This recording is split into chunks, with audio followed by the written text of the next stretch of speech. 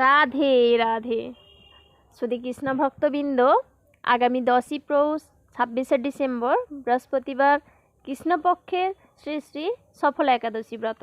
আজকের এই ভিডিওতে আলোচনা করব একাদশী ব্রত মাহাত্ম্য, সঠিক সময় তারিখ, তাছাড়া পারণ ও সংকল্প মন্ত্র বিশ্লেষণ করব। কারণ একাদশী করা যেমন গুরুত্বপূর্ণ, সঠিক সময়ে পালন করাও একই রকম গুরুত্বপূর্ণ। চলো দেখে নিই। পৌষ মাসের সফলা একাদশীর উপবাস থাকছে আগামী 10ই পৌষ 26শে ডিসেম্বর বৃহস্পতিবার। একাদশী তিথি শুরু হবে 9ই পৌষ 25শে ডিসেম্বর বুধবার রাত্রি 9টা 47 মিনিট থেকে। একাদশী তিথি শেষ হবে 10ই পৌষ 26শে ডিসেম্বর বৃহস্পতিবার রাত্রি 11টা 49 মিনিটের মধ্যে। একাদশী পালন করতে হবে 11ই পৌষ 27শে ডিসেম্বর শুক্রবার সকাল 9টা 53 মিনিটের মধ্যে। যেহেতু বুধবার রাত 9টা 47 থেকে একাদশী থাকছে, অনেকেই ভাবছেন কবে উপবাস করবেন, বুধবার নাকি বৃহস্পতিবার। তাই আপনাদের জানাই, বৃহস্পতিবার যেহেতু সারা দিন একাদশী থাকছে এবং রাত্রি 11টা 49 পর্যন্ত, তাই আপনাদের সবাইকে 10ই পৌষ 26শে ডিসেম্বর বৃহস্পতিবার একাদশী উপবাস পালন করতে হবে। এবং আপনাদের একাদশী পালন মন্ত্রটি জানিয়ে দিই। অজ্ঞানং তিমিরান্ধস্য ব্রতে না নেব কেশব প্রসিদ সুমুখনাথ জ্ঞান দৃষ্টি প্রদদ্ভব। তবে আপনারা যদি এই ব্রত নিষ্ঠা ও ভক্তি সহকারে পালন করেন, যারা এই ব্রত পালন করবেন তাদের মানব জীবনের অবশ্যই সফলতা আসবে। এই ব্রতের নামকরণ থেকে আমরা দেখতে পাই যে সফলা একাদশী ব্রত আপনার সকল মনোবাসনা, অভিলাষ ও আপনি যেভাবে সফল হতে চান, আপনি যদি যত্ন ও ভক্তি সহকারে এই ব্রত করেন ও ভগবান বিষ্ণুর পুজো ও আরাধনা করেন, আপনার শত জন্মের পাপ ঘুচে আপনার মনোবাসনা অবশ্যই সফল হবে। চলো বন্ধুরা, আজকে আমি তোমাদেরকে এক দুষ্টাচারী মানুষের এই পৌষ মাসের সফলা একাদশীর ব্রত কাহিনীর গল্প শোনাই। অনেককাল আগেকার কথা। বিদর্ভ নগরে পরশুরাম নামে এক রাজা বাস করত। রাজার 4 জন পুত্র ছিল। রাজার বড় ছেলে অর্থাৎ জ্যেষ্ঠ পুত্রের নাম ছিল রাজা প্রতাপ সিং। জ্যেষ্ঠ রাজপুত্র প্রতাপ সিং রাজা পরশুরামের মতো ন্যায় ও ধার্মিক দয়ালু ছিলেন না। তিনি ছিলেন সর্বদা পরস্ত্রী ও রমণীদের প্রতি আকর্ষিত। মদ্যপানে, বিভিন্ন নেশায় তিনি নিজেকে ডুবিয়ে রাখতেন।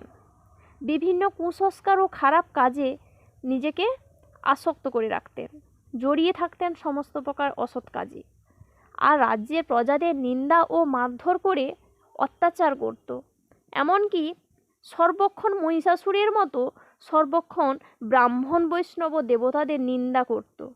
জ্যেষ্ঠ পুত্রের এই আচরণে রাগান্বিত ও ক্ষুব্ধ হয়ে রাজা তাকে রাজ্য থেকে বার করে দিলেন।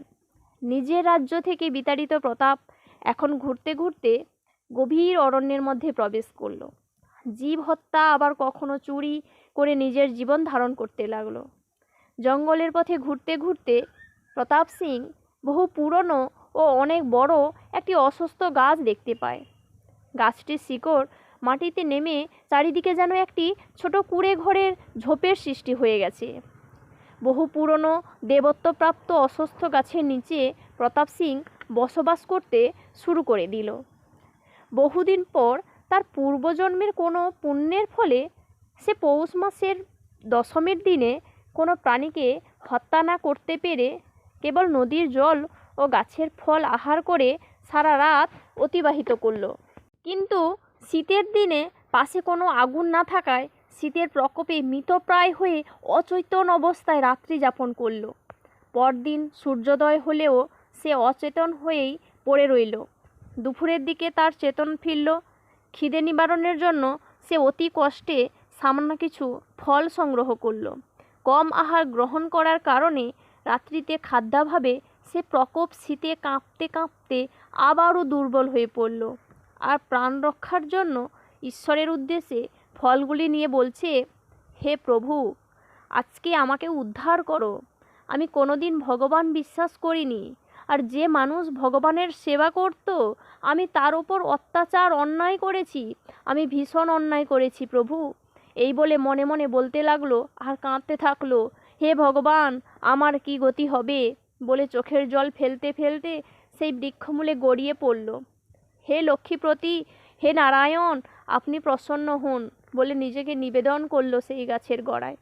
এইভাবে সে অনাহারে অনিদ্রায় সেই রাত্রি যাপন করল।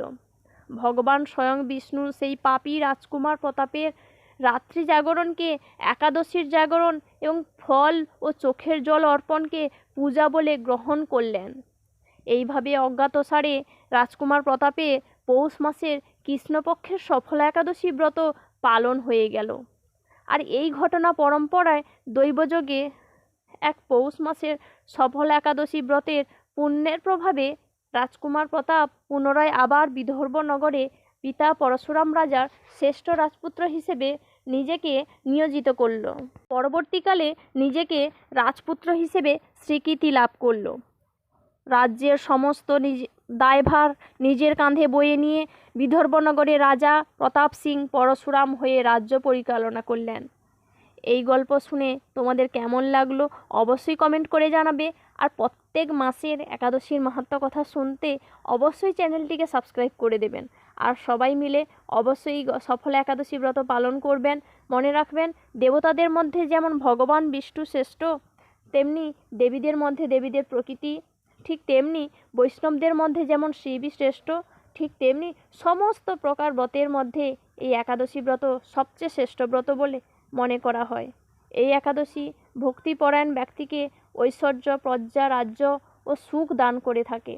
এই ব্রতের প্রভাবে পর্বত প্রমাণ পাপ রাশি বিনষ্ট হয়ে যায়। এই একাদশীতে রাত্রি জাগরণ করলে সমস্ত পাপ ভস্মীভূত হয়।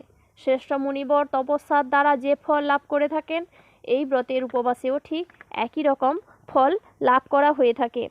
তাই বন্ধুরা, ভিডিওটি ক্লিক না করে একাদশীর মাহাত্ম্য কথা অবশ্যই শ্রবণ করুন ও সনাতন ধর্মকে জাগিয়ে তুলুন। জয় রাধে রাধে রাধে।